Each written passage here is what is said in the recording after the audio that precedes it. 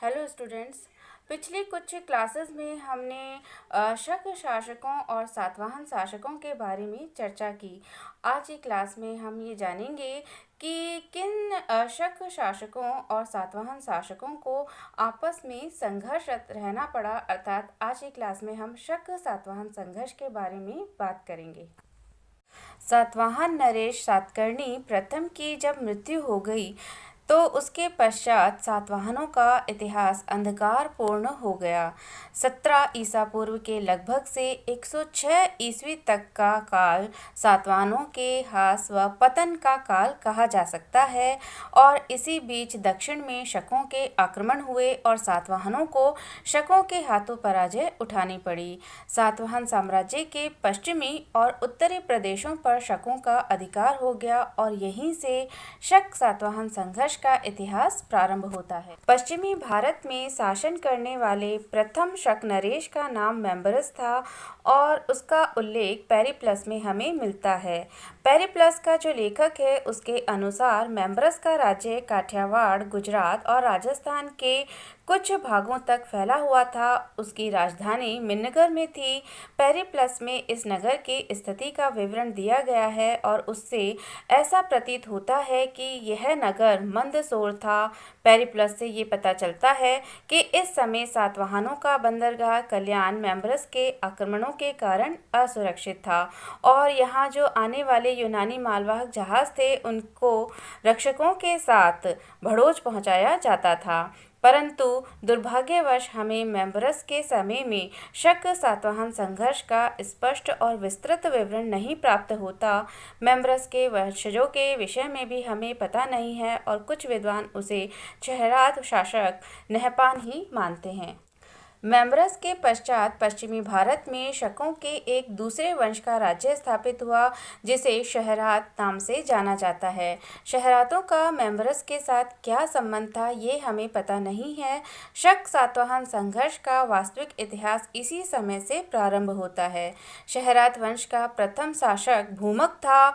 उसके सिक्के गुजरात, काठियावाड़ के तटीय प्रदेश मालव तथा राजपूताना के अजमेर क्षेत्र से प्राप्त हुए हैं।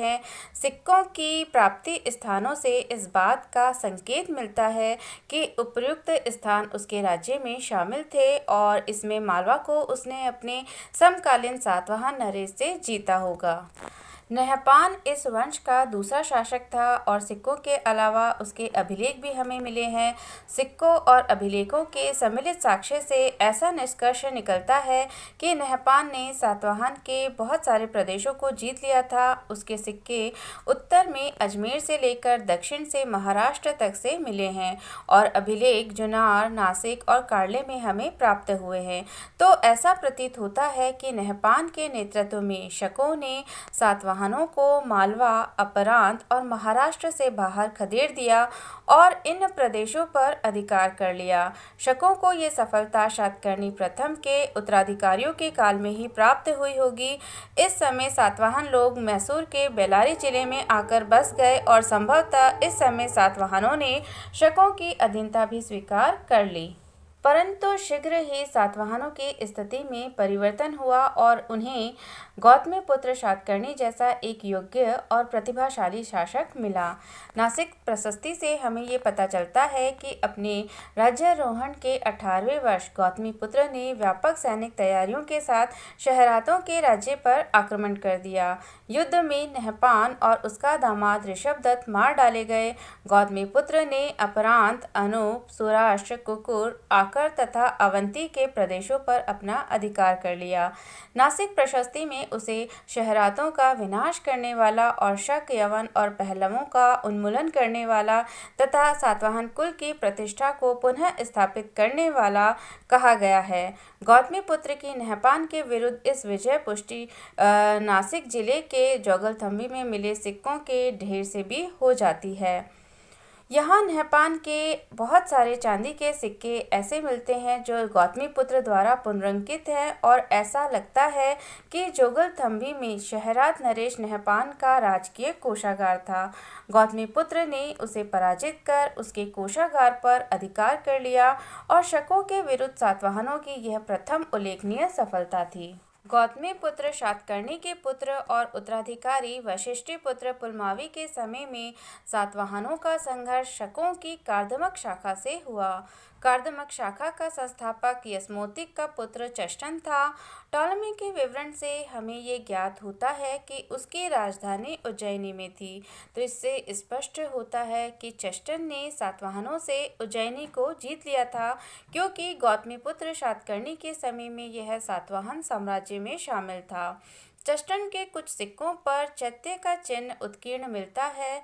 चैत्य सातवाहन के सिक्कों का एक प्रमुख चिन्ह था। तो इस आधार पर भी कुछ विद्वानों द्वारा ऐसा निष्कर्ष निकाला गया है कि चष्टन ने सातवाहनों के उत्तरी प्रदेशों को, जहां चैत्य प्रकार के सिक्के प्रचलन में थे, जीत लिया था। सातवाहनों के विरुद्ध कार्दमक शकों को सर्वाधिक महत्वपूर्ण सफलता चष्टन के पुत्र रुद्रदामन के समय में मिली।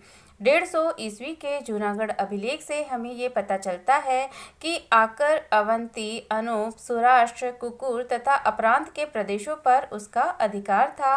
गौतमीपुत्र की नासिक प्रशस्ति से भी इन्हीं प्रदेशों पर सातवाहनों का भी अधिकार सूचित होता है। तो स्पष्ट है कि रुद्रदामन ने इन प्रदेशों को गौतमीपुत्र के उत्तराधिकारी शासक पुलमावी से ही जीता होगा।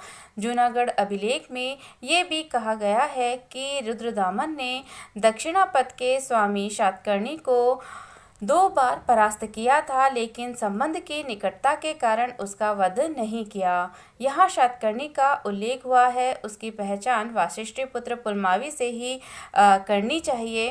के लेख से हमें ये पता चलता है कि गौतमीपुत्र के समय उसके पुत्र का विवाह रुद्रदामन की कन्या से हुआ था, और इस प्रकार ऐसा लगता है कि सातवाहनों ने कार्दमक शकों के साथ वैवाहिक संबंध स्थापित कर उसके द्वारा विजित अपने कुछ प्रदेशों की रक्षा करने का प्रयास किया था। पुलमावी के बाद शिव श्री सातकर्णी और फिर शिव स्कंद सातकर्णी राजा हुए, और ये ज्ञात नहीं है कि उन्होंने कार्दमक शकों से अपने खोए हुए प्रदेशों को प्राप्त करने का प्रयास किया अथवा नहीं।